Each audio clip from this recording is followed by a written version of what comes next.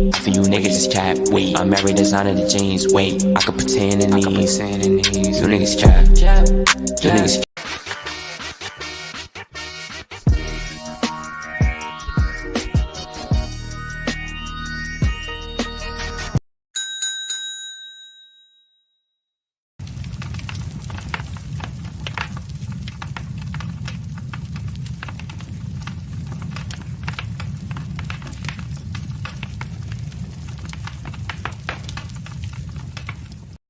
And I want the rest of you cowboys to know something. There's a new sheriff in town.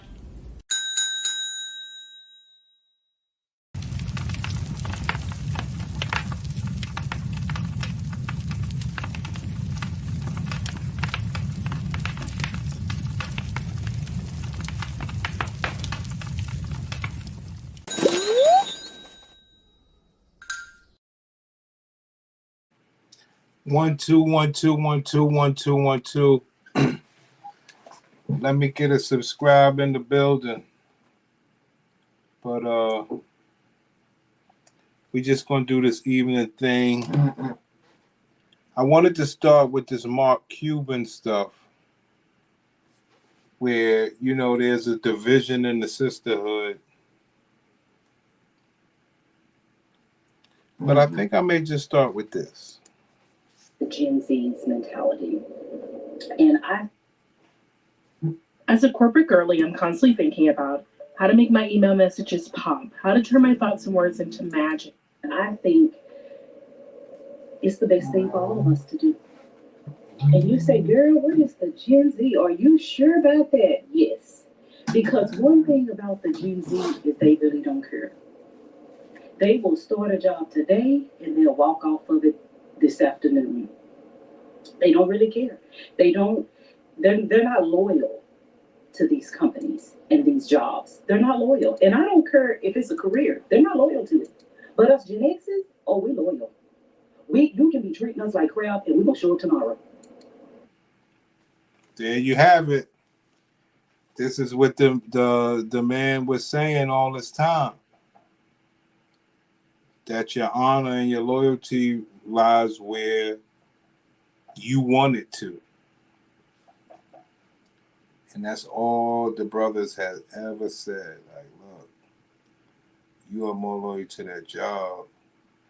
And it is what it is.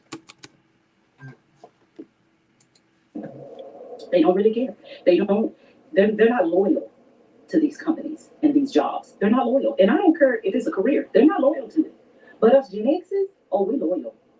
You can be treating us like crap and we're going to show up tomorrow. They have also adapted this quiet quitting, where basically it's not like they just not doing their job. They're doing their job. They're just not going above and beyond. And I thought about that. I said, that sounds hurt because you really shouldn't be going above and beyond. Anyway, I'm already doing 3 people damn job. How the hell you want me to be going above and beyond? You want me to do 7 people job? Child, please, you're not paying me for that. But I think the best thing is to us 45, 50, 60-year-olds to start using that job to fund what you need and to be what you need it to be. Don't let... Ma'am, get you a man. What is your problem? Your job take advantage of you because it will have you sick. It will have you miserable. It'll have you where you don't sleep at night. It'll have you like it did that woman in Wells Fargo's. It'll have you dead at that cubicle. These people in these corporations and these jobs could care less about us. Use your job. Ma'am, you've been doing it for 25 years. You can't turn back. Job as a resource to fund what you need. And my thing, I have been doing it, but I was too tired in my mind to even think right, to even try to do what I had in my heart to do. And I got a video coming out about rest and all that I had put up for this morning, and now it's been uploaded for 4 hours. But y'all, all I wanted to say for this mid-afternoon, and for my Gen Zs that come on here and say, what's she talking about? Yeah, leave me a comment. Y'all know what's up. But us Gen X's, we being too faithful. We have been being too faithful. Your priorities are fucked up, man. What? To the system? No longer will I be faithful to anybody but myself. That ain't nothing new. But let's get it. Donald Trump, you never see him around strong, intelligent women, ever. It's just that simple. They're intimidating to him. He doesn't like to be challenged by them. Mark Cuban. Okay, I had to take a breath before this because this is so profoundly offensive. I worked for Donald Trump. I consider myself a strong woman. I consider those around me strong women. Kellyanne Conway, Brooke Rollins, Ivanka Trump, Hope Hicks, Sarah Sanders. That's before we get to the women that Donald Trump elevated to very high levels, like Nikki Haley. So, Mark Cuban done put his foot in his mouth and start talking about the white woman. Vice President Kamala Harris's campaign is now in damage control, while Trump is on the offense. This all comes after Biden's garbage comments are now threatening, listen to this, to derail Harris's campaign. Hello, everyone, and happy Halloween. I'm wearing orange for Halloween. This is Outnumbered. I'm Kaylee McEnany, here with my co-host, Harris Faulkner. And I messed up. Also Hold on. Haley McGee White, journalism fellow for the Steamboat Institute and senior fellow. Oh, Clinton's like, yeah. Hold on, I messed up the spot. Dang.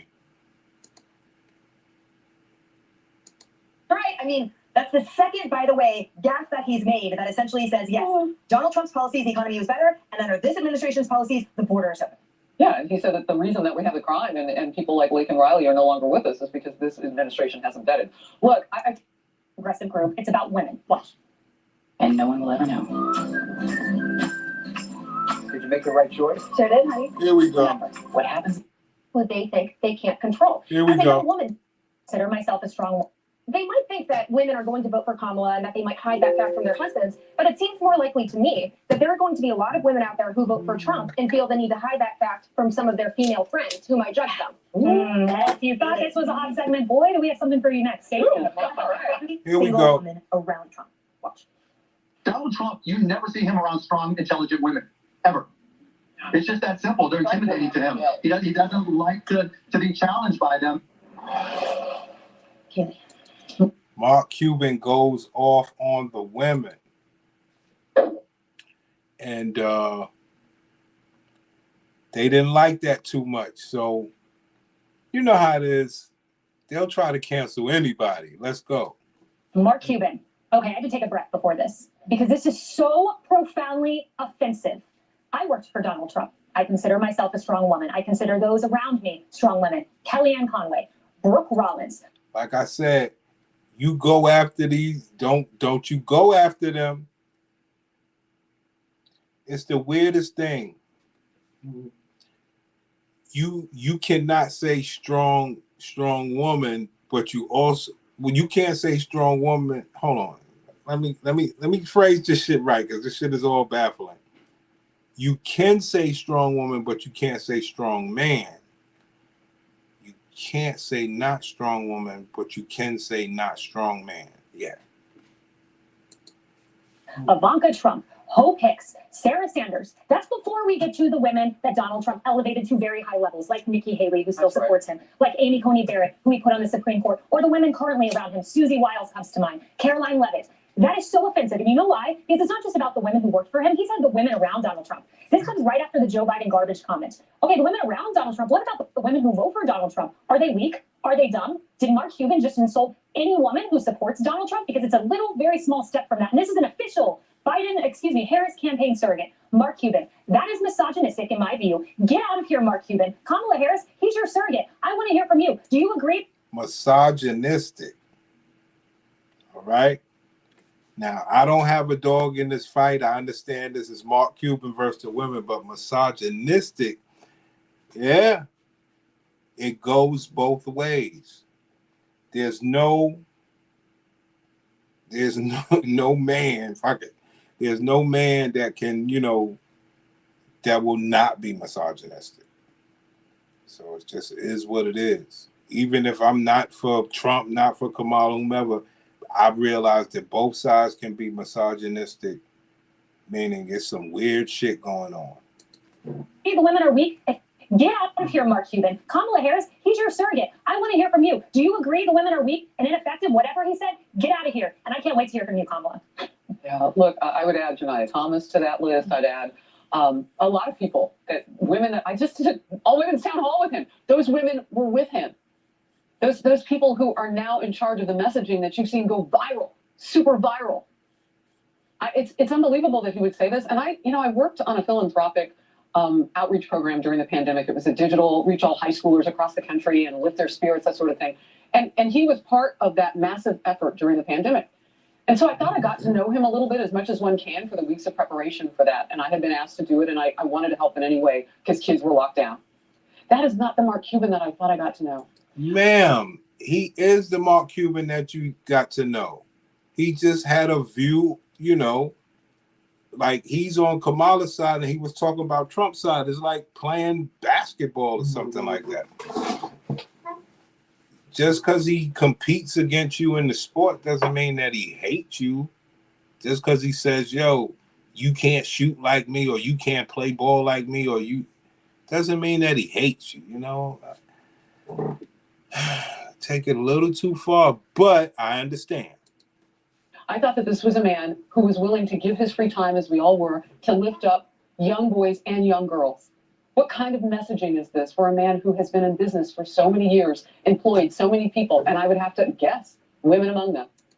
Yes, he always employs women. Like for him being with Kamala is pro-woman. He cares about women's abortions. Like he's way over the top. It's just that he's taking it like a sport and he's trying to trash talk the other team. Unfortunately, can't be doing that, to the women.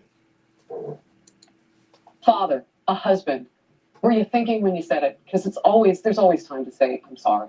And you watch that clip and you see how easily that just rolled off the tongue, like it was an instinct. And then you watch the Joe Biden clip and you see how easily that came out as well. I'm starting to pick up on a pattern here, that when they're backed into a corner, they lash out, and the first thing that comes out of their lips is an insult to the people who they think they can't control. As a young woman, this was extremely offensive. And I'll just say this, America, you have 5 days left to remind people like Mark Cuban and Joe Biden that they do not get to death.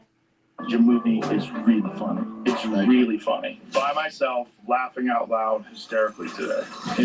Denigrate you without consequence. It's completely unacceptable. I would just add to the list that everyone else has brought up. He also appointed the first woman head of the CIA, in Gina Haspel, and he put in charge the first woman who was in charge of the clandestine operation. So the people who run all of our spies around the world, unnamed, not publicly identified, was also a woman for the first time on his watch. He takes pride in how tough his foreign policy is. When he needs somebody to go out and whack the terrorists, Yeah, Mark Cuban said some bad things. And like I said, I don't believe it was bad, but in this new climate, I don't think that the females understand that you're making a weird playing field for these dudes. It's like, what can they say? What can they do? And why is there such a divide? It's weird, man. There's a divide where you can't say something about them, but they can say something about you. They will cancel you. You won't cancel them.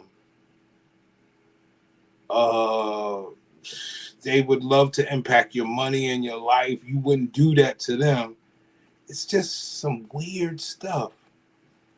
But we got this election coming up, and it's only going to get more weird. He put women in charge of that. And the other thing I would say about Mark Cuban is, if Kamala Harris came on Shark Tank and presented one of her word salads to him, he would say, I'm out. He'd be the first one to send her back, and she would have had no offers, and she would have been the person in the hallway explaining how disappointed she was with tears coming down her eyes, and no shark took her offer. He knew he had a gender gap going into that all-women town hall. I know they popped up some video from that. He knew that he did. He showed up. He was present.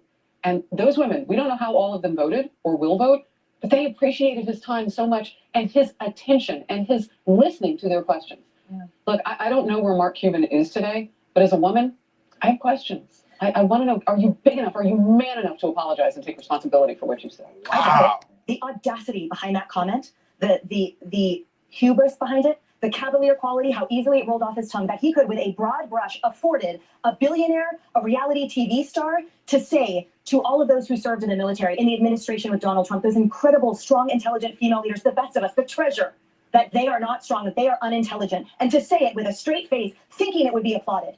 That is garbage. There you go. That's what's happening, man. All right.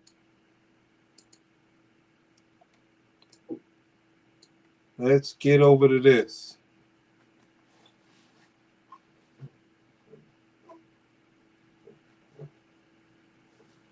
Get unbeatable internet at an unbeatable. Let's get over to a little Kendra, then back over to some Kamala. Oh my goodness.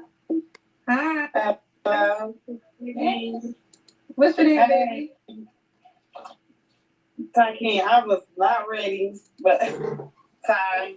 Ty? Yeah. How old are you, Ty? Why can't I see you? I can see you. I'm 38. Oh, that same 38. What's your zodiac sign? Ty, you gotta stop moving though, baby. Okay. I'm sorry. Okay. I'm going back in the bathroom. Well, I'm always has the best way. Okay. I'm a Gemini. Gemini. What you do for a living, Ty? Stay at home mom. Stay at home mom. How you pay your bills? I get help. I can't really say what I can't really say. But yeah, I make money. So are you familiar with my show? Yes.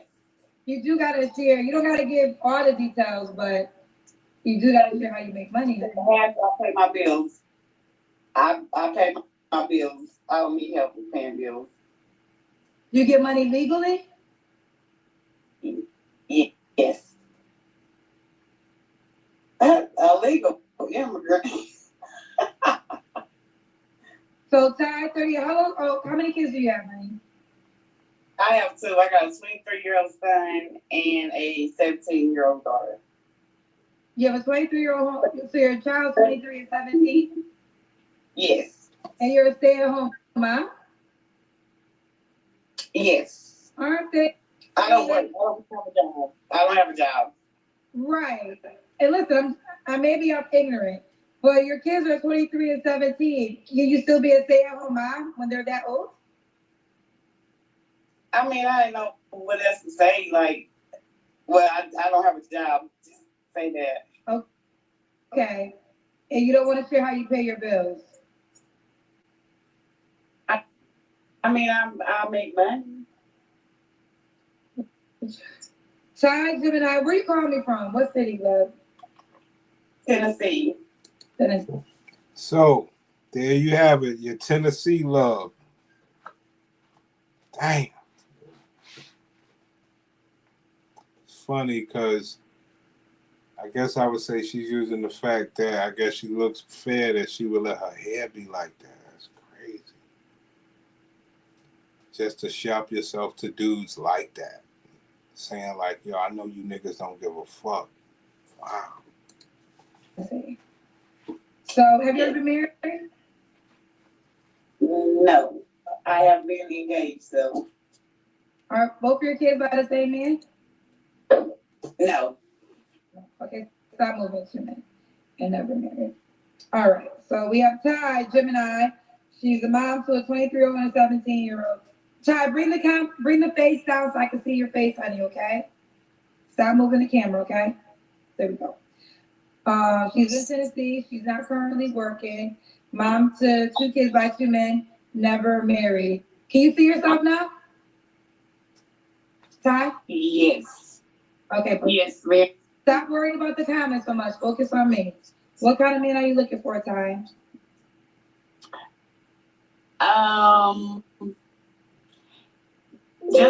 Just a God-fearing man, somebody that's not disrespectful.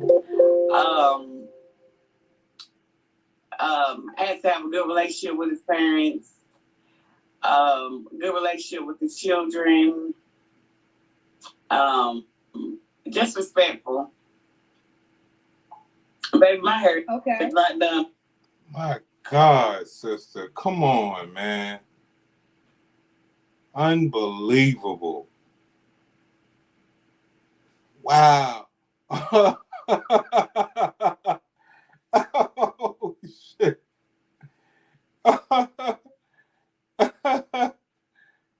No, we ain't doing that. That's crazy. Wow. Knowing that brothers could care less. Wow. I have it. I ain't gotta come on pretty. It's natural. Okay, what are your deal breakers? My deal breakers are, I guess, the opposite of that. Disrespectful. Calling people out their name. Calling me out my name.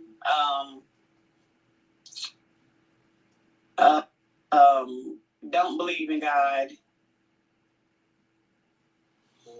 Whew. 10 years. It is a lot to deal with. I'm trying, man. I'm trying. Let's speed it up or something. God dang. I guess just the opposite of that. Okay. Should he look a certain way? No, he doesn't have to look a certain way. No, ma'am. He make a certain amount of money? No, ma'am. Let's do the kids cam tie. That's when we see your full body. Oh, Lord.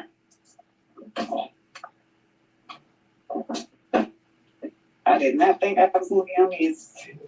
I was not ready. We got to see your legs, honey. But here. Can you see my legs? We can't see your legs. Okay, now we can see your legs. Kind of. Okay, we got you. Lord have mercy. We got you, Ty, very quick. Ty, when was your last relationship, love? Let's go to Hillary. Let's go to Hillary.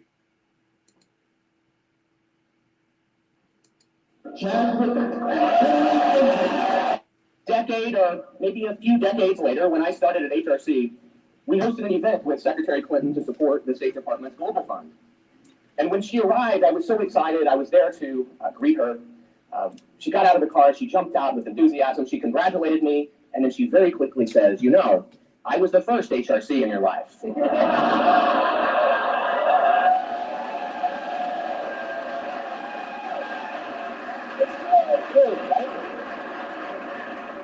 Indeed, she was.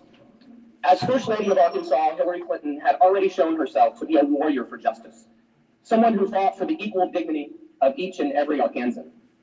And in the years since, she's always been willing to stand up for the voiceless, and for those who have had to overcome enormous obstacles in the face of great adversity. As senator, she was steadfast in her opposition to the federal marriage amendment, and she helped us ensure the Constitution would never be amended to deny rights. She advocated for the passage of non-discrimination protections. She co-sponsored legislation to expand our hate crime laws, and she campaigned for the repeal of Don't Ask, Don't Tell, and DOMA. Sounds like she did a whole lot for those rainbows.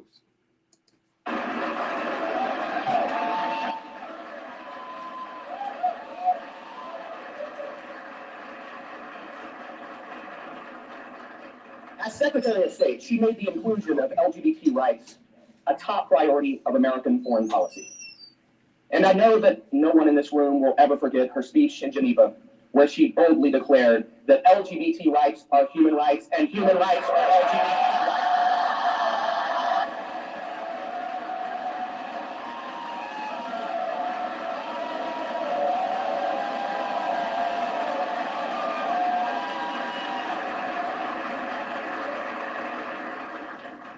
And even before any of that, this HRC has been a friend to this HRC from the very first time she appeared on our stage 15 years ago, to 2013 when she announced her support for marriage through our own Americans for Marriage Equality campaign, And just a few months ago, she endorsed the Equality Act.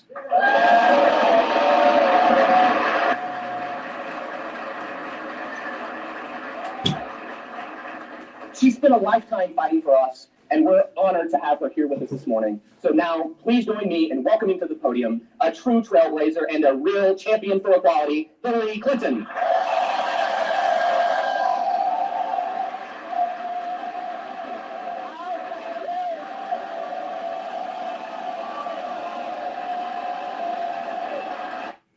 HRC, his life in Arkansas. And I'm so proud of him and so impressed and grateful that he now heads this organization. Thank you, my friend. Well, it's been quite a year, hasn't it? It felt like all of America was dancing in the streets this June, and that's because of you. And because of Jim Obergefell, who is here. I saw him. There's Jim. Thank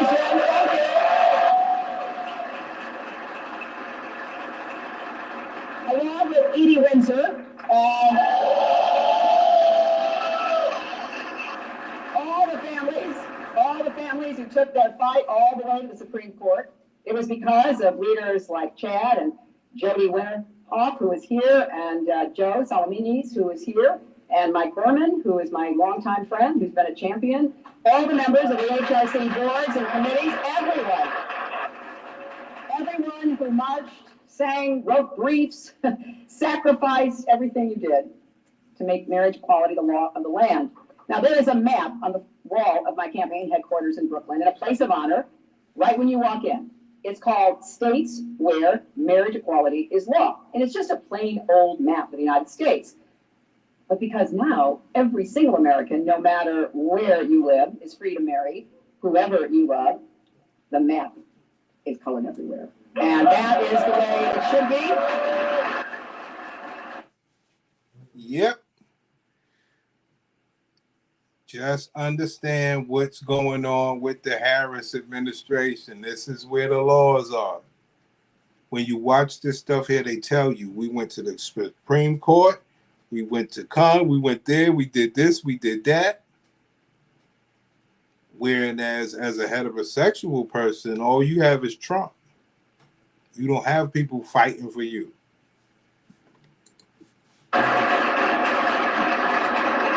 That is real progress, my friends, and the people here today deserve a lot of the credit for making it happen. Now, you've helped make other progress as well, including President Obama's executive order barring companies that do business with the federal government from discriminating against LGBT Americans. And I appreciated your support when, as Chad said, I took steps to ban discrimination at the State Department, including by extending equal benefits to the partners. Equal benefits, not a game. If anyone's paying attention, this is the policies of the Harris administration. It's been a long-standing fight for decades and decades. I'm just bringing you the information.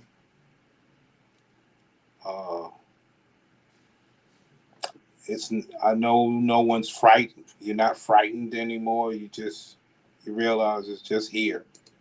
I'm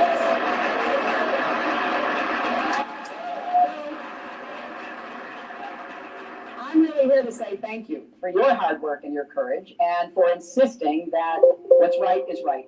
You've helped change a lot of minds, including mine, and I am personally very grateful for that. After all the remarkable achievements of the past few years, no one would blame you or HRC for wanting to take a break, to kick back, kind of enjoy what's going on, put on a pair of orange shoes and have a good time, just for a little while, right?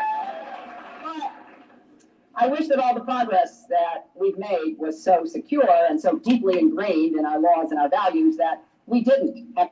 Deeply ingrained in our laws and our values. They want rainbow lifestyle to be deeply ingrained in your values and your laws. See, the laws is the key part. See, they believe with laws they can sustain the morals and values through the law. And like I say, if you don't get down, you lay down. You won't be a part of their team. You won't be a part of getting the good jobs. You won't be a part of anything. Hollywood, hip hop, news, government office, anything. Have to keep constantly defending it. But we're not there yet. There are still public officials doing everything in their power to interfere with your rights. There are still too many places where lesbian, gay, bisexual, and transgender Americans are targeted for harassment and violence.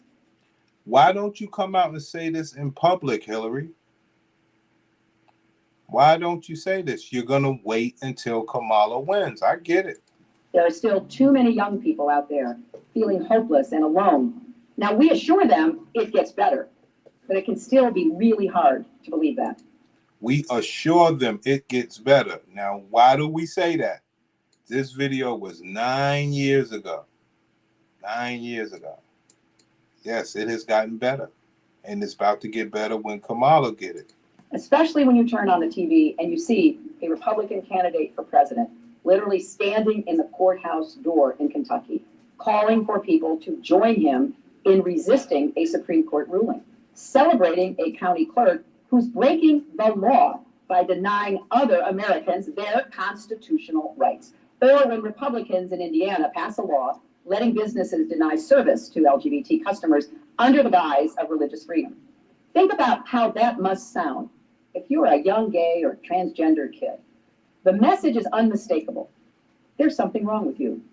You're not a real citizen. You're not wanted here. You're not welcome. Some of you may know the blog Humans of New York. It's a beautiful site that conducts informal interviews of people as they go about their lives in New York and even other parts of the world. And the stories they tell are often pretty raw. This past July, Humans of New York posted a picture of its latest subject, a sweet little boy sitting on a stoop, crying and looking like he was trying very hard not to. And this was his entire interview. I'm homosexual, he said, and I'm afraid about what my future will be and that people won't like me. It was so absolutely heartbreaking. All I wanted to do was find him and give him a hug. Hillary, what little black boy you want to give a hug for being straight? You don't get to be exclusive like that. Unbelievable what they're doing. Instead, I wrote to him. I told him that his future was going to be amazing, that he will surprise himself with what he is capable of and all the incredible things he will do. And I said that lots of people will love him and believe in him. And the proof is that I wasn't the only one who wrote him. Thousands of people from all. But why is that love exclusive? Why don't you just write it for everybody? Over the world spoke up to tell him that he is loved and perfect just the way he is. When I see a brave little guy like that, strong enough to tell someone his fears, strong enough to be honest about who he is, who still is terrified of being rejected by the world around him, that tells me we still have work to do. Because our work isn't finished until every single person is treated with equal rights and dignity that they deserve, no matter how old they are, no matter where they live, whether it's New York or Wyoming or anywhere else. Now, I know I'm not telling you anything you don't already know. You know the obstacles that remain better than I do. But I want you to know that I get it. I see the injustices and the dangers that you and your families still face. And I'm running for president to end them once and for all. Hillary ran for president to try to end all the rainbow injustice. Trump messed that up. See, this was supposed to go from Obama to Hillary, and they keep it going. You get Obama, Hillary, Biden, Kamala. Trump messed that up. And they said they will never, ever let Trump mess that up again. That's the only thing that lets me know that Kamala Harris will win.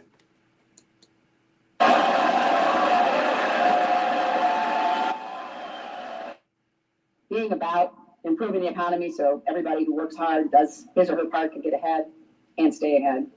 But I also talk about enforcing our basic human and civil rights. I'm running for president to stand up for the fundamental rights of LGBT Americans and all Americans. That's a... Hold on. That sounds weird to me. I'm running for president to stand up for LGBT Americans and then all Americans. So is there a separate group? I don't get it. I just thought everybody was an American. Some weird shit they got going on, man. Damn.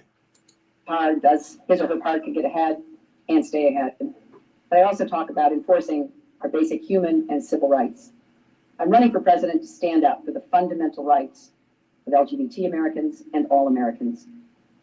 That's a promise from one HRC to another.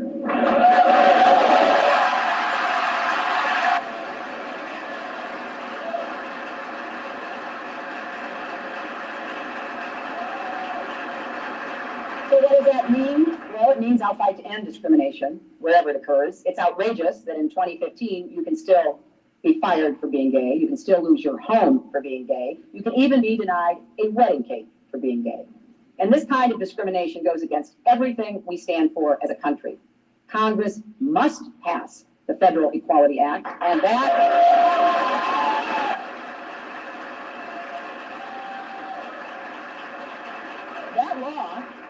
law would finally outlaw discrimination against LGBT people, basically everywhere, in employment, housing, public education, public accommodations, access to federal funding and credit, and in the jury system. It's a great, noble piece of legislation that deserves to become the law of the land. As president, I will fight for it, and I hope many of you will be with me when I sign it into law.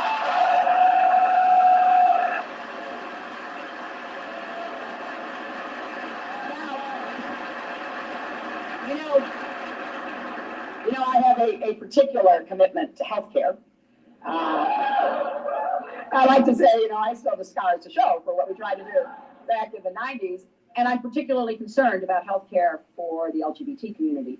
One of the many reasons why the Affordable Care Act is a good law is that it made it illegal for health insurers to deny coverage because of a person's sexual orientation or gender identity. But I've been hearing from people as I travel around the country, too many LGBT people still struggle to get the care you need. Now,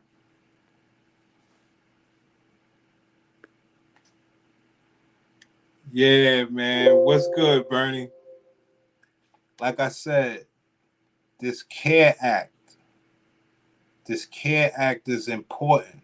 They're getting millions and millions of dollars for this CARE Act. And the reason why they want it is for the rainbow community. We all know what are the dangers of the rainbow community. So when I see something like that, I'm sitting there saying, it's almost, I would say almost like a crackhead or whatever, where you know there's danger there and you want the federal government to pay for the health care that you know you're going to face for the imbalanced lifestyle that is going to cause you to need health care in a serious way. It's like smoking or whatever. You know you're going to get cancer. You see what I'm saying? So it's like they're no different from a crackhead or whatever. You're doing something that you know is going to require you to get health care. And that's why all of these big rich people, they make sure that they have Hillary Clinton and all of these people to fight for this health care. It's some shit, man. All the Republican governors who refused to accept the Medicaid expansion because they don't like the Affordable Care Act are doing a lot of harm to people with HIV and AIDS who need Medicaid to afford the... See, I didn't want to say it. I didn't want to say it. It's for HIV and AIDS. You know what the rainbow people face when they live that lifestyle. They know they face that. And they've been fighting for decades to get these Affordable Health Care Acts and stuff like that for the government to pay for that lifestyle that they know they're going to end up sick. All right. The medications that keep them healthy. Meanwhile, you may have read recently about a drug that's been around for decades that went from $13.50 per pill to $750 per pill, literally overnight, a 5,000% increase. What is not talked about enough is that medication is one that many HIV positive patients rely on every day. Now, with pressure from me and others, the CEO of the drug company says he'll lower the price, but he hasn't done it yet. And every day that he stalls, people with HIV are forced to worry and wait and pay hundreds of dollars more for medication that keeps them well. Ma'am,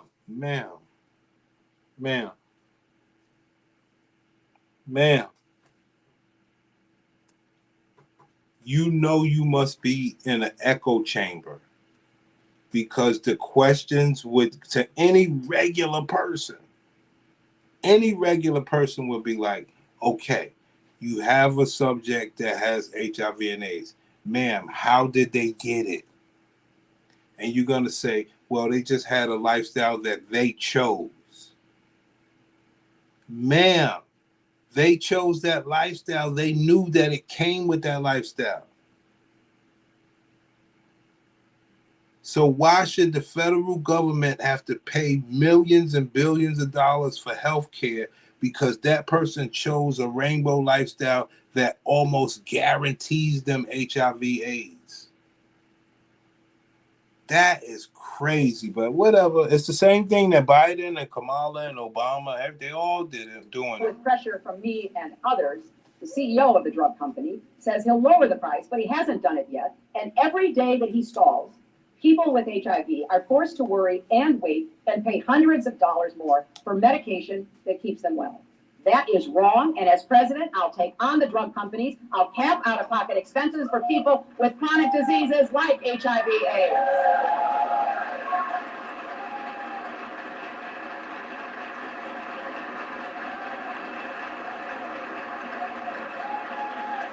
After all, you shouldn't have to go bankrupt to get the care you need to stay alive and healthy. And I will continue to fight for LGBT people in our armed services. Don't ask, don't tell is over, but that doesn't change the fact that more than 14,000 men and women were forced out of the military for being gay, some long before Don't Ask, Don't Tell even existed. Many were given less than honorable discharges.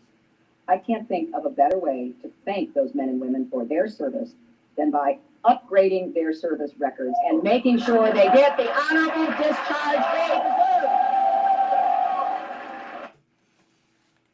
I mean, I don't know what to tell you, man.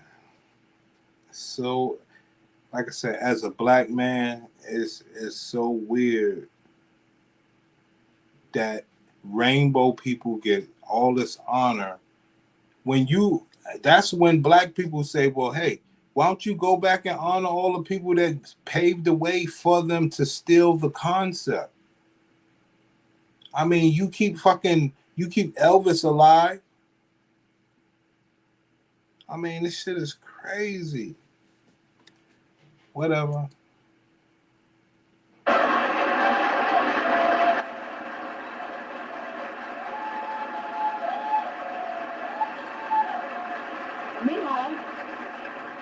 Meanwhile, you know, transgender people are still banned from serving. That is an outdated rule, especially since you and I know there are transgender people in uniform right now. They're just keeping this core part of their identities under wraps because they are so committed to defending our nation. They shouldn't have to do that. That's why I support the policy review that Defense Secretary Carter recently announced at the Pentagon. And it's why I hope the United States joins many other countries that let transgender people serve openly. You know, we pride ourselves on having the world's best military, but being the best doesn't just mean having the best trained forces or the biggest arsenal. It also means being a leader on issues like this, on who we respect enough to let serve with dignity as themselves. Being a good parent has absolutely nothing. Now, I could go on and on. There's so much more for us to do. We've got to stand with young people across the country trying to live, the teenagers they are, going to the prom with your boyfriend or girlfriend is a rite of passage that every young person deserves, don't you think? We've got to address the growing crisis of transphobic violence. 2015 has seen the murder of at least 19 transgender women, primarily women of color. Nobody knows how much violence goes unreported. There we go. There's another thing that I don't like. Transgender women of color have been, harmed the most. By who? By other transgender women. Like I said, they deal with some real weird concepts. It's just, I'm not that bright, but it doesn't take much. I know simple 1, 2. Like, come on. Or ignored. And we need to say with one voice that transgender people are valued, they are loved, they are us, they deserve to be treated fairly. Got that volume going low?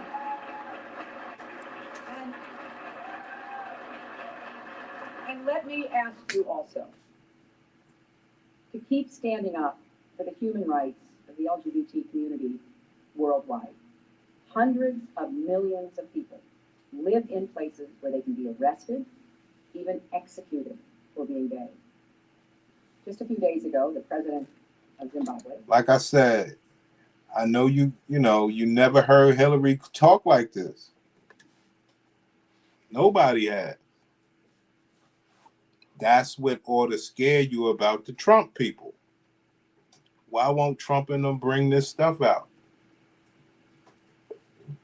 That's all you really got to do, because everybody knows the story already. My thing is, Kamala and all these people just need to come out the closet and say who their alliance is really to, and let people know, yo, get down to lay down. We're here to take over. So that people can say, well, okay, I'm on this side or that side. They're trying to like play this middle ground where, I'm going to say it, being a man is misogynistic.